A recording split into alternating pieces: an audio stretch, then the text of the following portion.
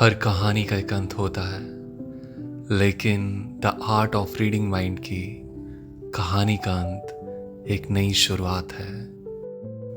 क्योंकि अब तुम उस स्तर पर पहुंच चुके हो जहां माइंड रीडिंग सिर्फ एक स्किल नहीं बल्कि एक जीवन का दर्शन बन चुकी है।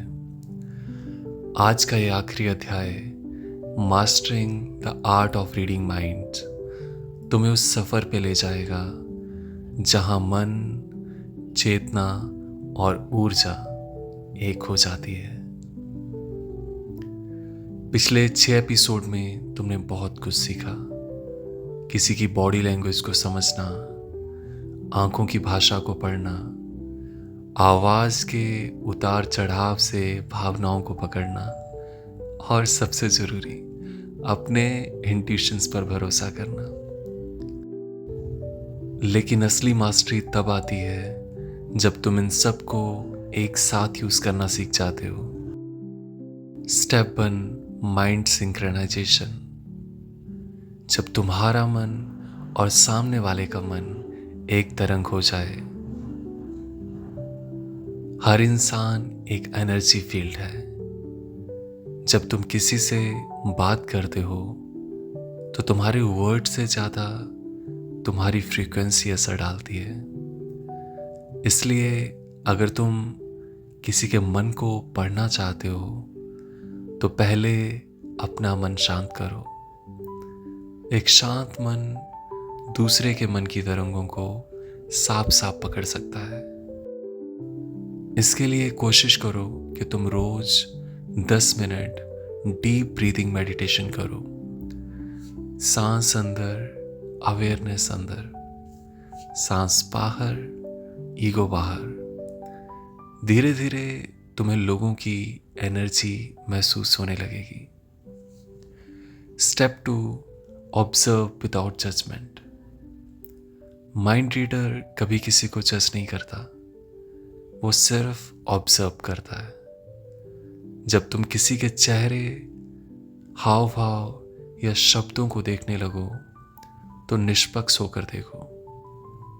मत सोचो कि वो सही है या गलत, बस जानो कि वो क्या महसूस कर रहा है।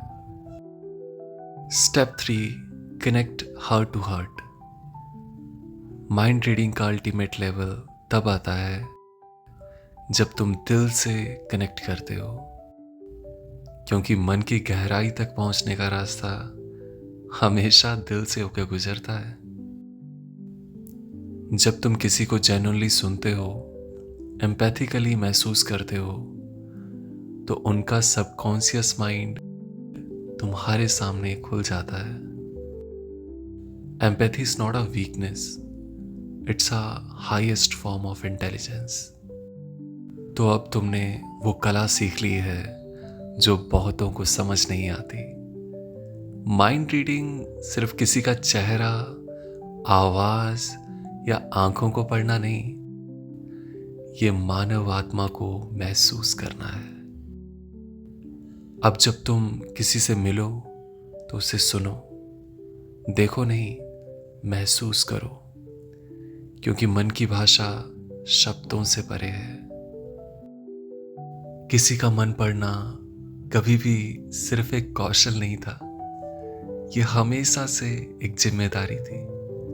और आज इस पूरी यात्रा में शायद आपने दूसरों का मन पढ़ने से ज्यादा अपना मन समझा है। आपने महसूस किया होगा लोगों की आंखों में छिपे सवाल, उनके शब्दों में छिपी बेचैनी और उनकी चुप्पी में दबे भाव सब पढ़े जा सकते हैं अगर इंसान पहले खुद को पढ़ना सीख ले। और मैं आपको कहना चाहूंगा कि ये अंत नहीं, एक नई शुरुआत है।